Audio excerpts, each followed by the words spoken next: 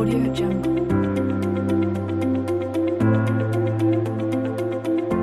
So Shanti travels around the world to learn from craftspeople and to create collection using these really old techniques still made by hand in a very sustainable way.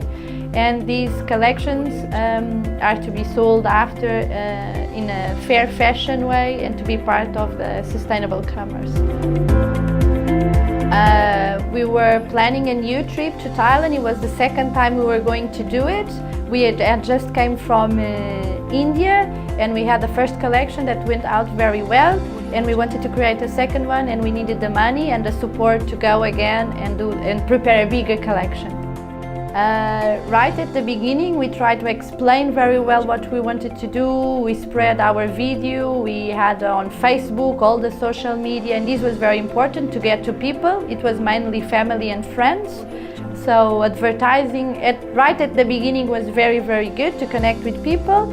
And after, right at the end, we really asked a final support to achieve the money we needed.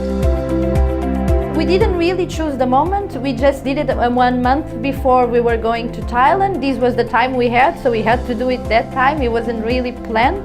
So we did it on February and the travel was in March. But I think at some time this was also good because people really connected with what we were going to do straight away. We were not asking money to go in a travel in a year or 2 years. So if you're doing really at the moment you need it, I think people can connect a bit more. It was really to raise the money to get a nice collection made only with natural materials. The collection was all produced by artisans, by local craftspeople that were paid fairly for all the work they were doing with us. It was very nice.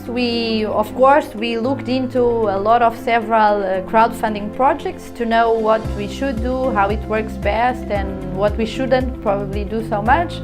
So we got a lot of friends together, we brainstormed a lot, and we created a nice video to share the message of what we wanted to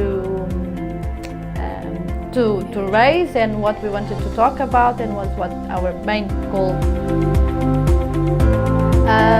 So it was we really thought this needed to be something very nice for people also to want to participate. So depending on the amount people were giving, we would give a piece back from the collection. So it could be a silk scarf, a cotton scarf. Some people got a postcard with the history of one of the women they were helping in the villages. So it depending on the amount, but it was something that came from the artisans. So they got back something that belonged to the project. Audio Jungle. Okay, so we planned the collection, what we wanted to have.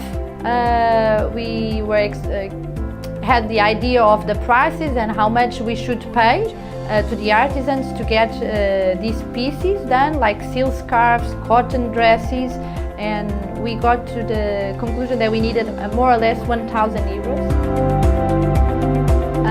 I think people were really connected to the campaign. They knew what we were going to do. We had a lot of pictures from the women we were going to work with. We had a lot of information about the textiles we wanted to do. And I think everyone that was supporting us was really connected to sustainable fashion, and this was the main key, I think. Audio Jungle. We went traveling and we started the collection straight away, and this was very nice.